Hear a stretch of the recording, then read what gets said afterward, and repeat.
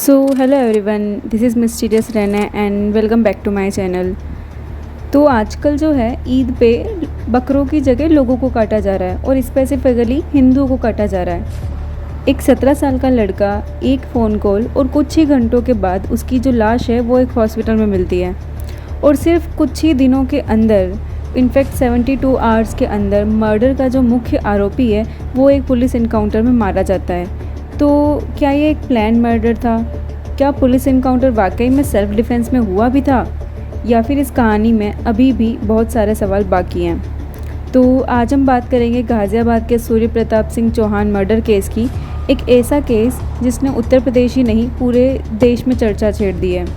मेरे भाई को धोखे से बुलाया गया था कि आज भाई ईद मनाते हैं, चल पार्टी करने चलते हैं। मेरे भाई ने मना भी किया, चलना भाई, दोस्ती तो है, चल पार्टी करने चलते हैं। उसे लेके चले गए और धोखे से उससे पूछा कि तूने बकरा करते हुए देखा है? उसने कहा नहीं, मेरे घर पर थोड़ी ना करता जो मैं देखूंगा। मेरे बच्चे को पेट में चाकू भोंक दिया।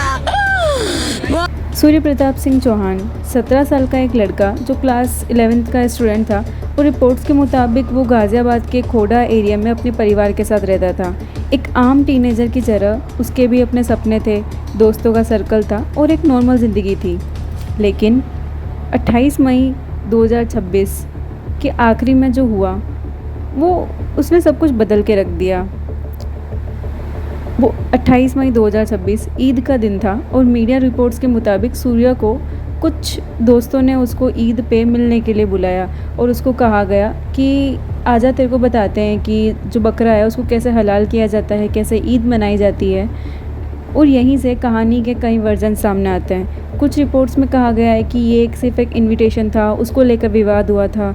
कुछ रिपोर्ट्स में पुरानी दुश्मनी या पुराने किसी डिस्प्यूट को लेकर बात सामने आई। लेकिन हर बात एक ही, लगभग सभी रिपोर्ट्स में सब कुछ सेम है कि सूर्या पे जो है चाकुओं से बहुत बार हमला हुआ था। पुलिस के अनुसार उस पर चाकू से कई बार वार किए गए थे, खासकर पेट के हिस्से में।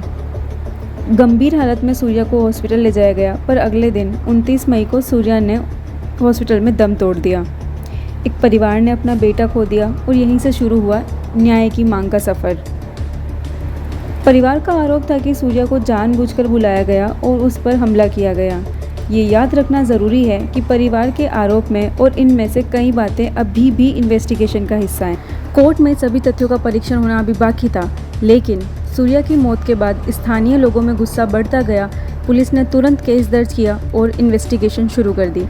जांच के दौरान पुलिस ने कई लोगों को नामजद किया और रिपोर्ट्स के मुताबिक असद को मुख्य आरोपी बताया गया, जबकि अरबाज, शाहरुख और फैज़ान के नाम भी इन्वेस्टिगेशन में सामने आए हैं।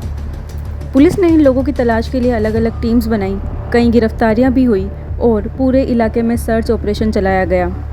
ये याद रखना ज़रूरी है कि पुलिस इन्वेस्टिगेशन के दौरान सामने आए नाम हैं कानूनी रूप से किसी भी आरोपी की दोष सिद्धि कोर्ट के फैसले के बाद ही मानी जाती है।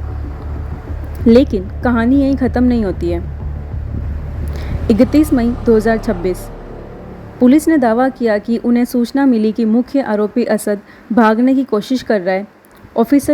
ऑफिशियल पुलिस वर्जन के मुताबिक जब पुलिस ने उसे रोकने की कोशिश की तब फायरिंग हुई। पुलिस का कहना है कि असद और उसके साथियों ने पहले गोली चलाई, जवाब में पुलिस ने भी फायरिंग की। इनकाउंटर के दौरान असद गोली लगने पर घायल हुआ और बाद में उसकी मौत हो गई। एक पुलिस कांस्टेबल के भी घायल होने की रिपोर्ट्स आई है।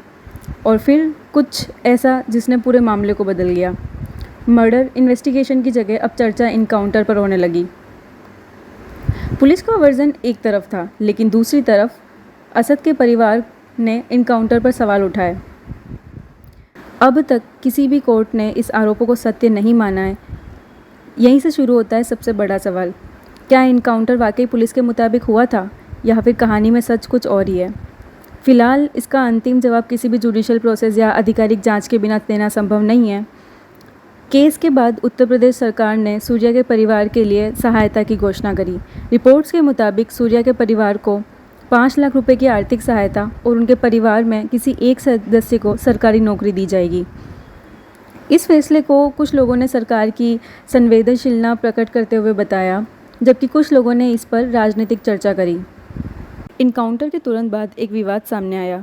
प्रशासन ने मुख्य आरोपी के परिवार से जुड़ी संपत्ति को लेकर इनरोचमेंट नोटिस जारी किया अथॉरिटीज़ का कहना है कि निर्माण सरकारी ज़मीन पर था, लेकिन विरोधी पक्ष और कुछ आलोचकों ने सवाल उठाया कि ये कार्रवाई उस समय क्यों नहीं की गई। ये मुद्दा पॉलिटिकल डिबेट कैसे बन गया।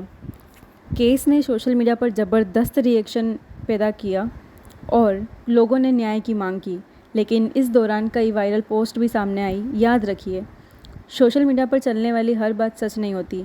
कई क्लेम्स ऐसे थे जिन्हें किसी आधिकारिक एजेंसी ने वेरीफाई नहीं किया गया था। 28 मई 2026 सूर्या पर हमला होता है और 29 मई को हॉस्पिटल में सूर्या की मौत हो जाती है। 29 और 30 मई के बीच में ही पुलिस इन्वेस्टिगेशन, FIR और अरेस्ट और सर्च ऑपरेशन होते हैं और 31 मई को पुलिस इनकाउंटर में मुख्य आरोपी असद की मौत हो जाती है। 1 जून के बाद कंपनसेशन अनाउंसमेंट, इंडोर्समेंट नोटिस और पॉलिटिकल डिबेट होती है।